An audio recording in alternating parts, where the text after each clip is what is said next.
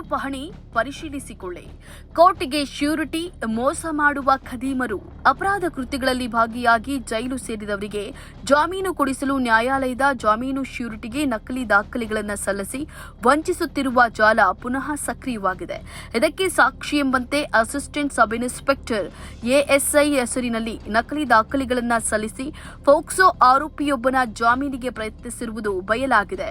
ಅದೃಷ್ಟವಶಾತ್ ನ್ಯಾಯಾಧೀಶರ ಸಮಯ ಪ್ರಜ್ಞೆಯಿಂದ ಎಎಸ್ಐ ಕಾನೂನು ಸಂಕಷ್ಟದಿಂದ ಪಾರಾಗಿ ನೆಮ್ಮದಿಯ ನಿಟ್ಟುಸಿರು ಬಿಟ್ಟಿದ್ದಾರೆ. ರೈತರೇ, ನಿಮ್ಮ ಆಧಾರ್ ಕಾರ್ಡ್ ಜಮೀನು ಪಹಣಿಯನ್ನ ಆಗಾಗ್ಗೆ ಪರಿಶೀಲಿಸಿಕೊಳ್ಳಿ. ಯಾಕಂದ್ರೆ ನಿಮಗೆ ಗೊತ್ತಿಲ್ಲದೆ ನಿಮ್ಮ ಹೆಸರಿನ ಪಹಣಿ ಯಾವುದೋ ಆರೋಪಿಗೆ ಜಾಮೀನು ಕೊಡಿಸಲು ನೆರವಾಗಿರಬಹುದು. ನಿಮ್ಮ ಆಧಾರ್ ಕಾರ್ಡ್ ಕೋರ್ಟ್ನಲ್ಲಿ ಶ್ಯೂರಿಟಿಯಾಗಿ ಸಲ್ಲಿಕೆಯಾಗಿರಲೂಬಹುದು.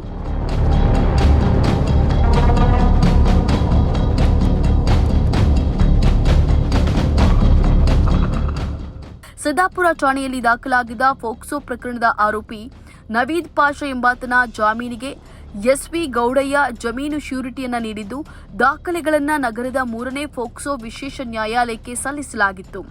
ನ್ಯಾಯಾಲಯ ಶ್ಯೂರಿಟಿ ದಾಖಲೆಗಳ ಅಸಲಿಯತ್ತು ಪರಿಶೀಲಿಸುವಂತೆ ಪೊಲೀಸರಿಗೆ ನಿರ್ದೇಶಿಸಿತ್ತು.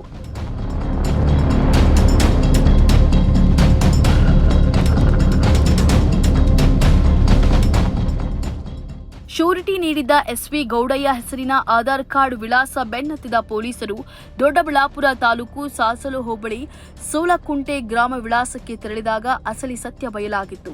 ಆಧಾರ್ ಕಾರ್ಡ್ನಲ್ಲಿದ್ದ ಎಸ್ವಿ ಗೌಡಯ್ಯ ನಿವೃತ್ತ ಎಎಸ್ಐ ಆಗಿದ್ದು, ಅವರ ಹೆಸರಿನಲ್ಲಿಯೇ ನಕಲಿ ಆಧಾರ್ ಕಾರ್ಡ್ ಜಮೀನು ದಾಖಲೆಯನ್ನು ಸೃಷ್ಟಿಸಿ ನಕಲಿ ಶ್ಯೂರಿಟಿ ಕೊಟ್ಟಿರುವುದು ಗೊತ್ತಾಗಿತ್ತು. ಈ ಕುರಿತು ಎಎಸ್ಐ ಗೌಡಯ್ಯ ಅವರಿಗೆ ವಿಚಾರ ಗೊತ್ತಾಗ್ತಿದ್ದಂತೆ ಅವರು ಶಾಕ್ಗೆ ಒಳಗಾಗಿದ್ದರು.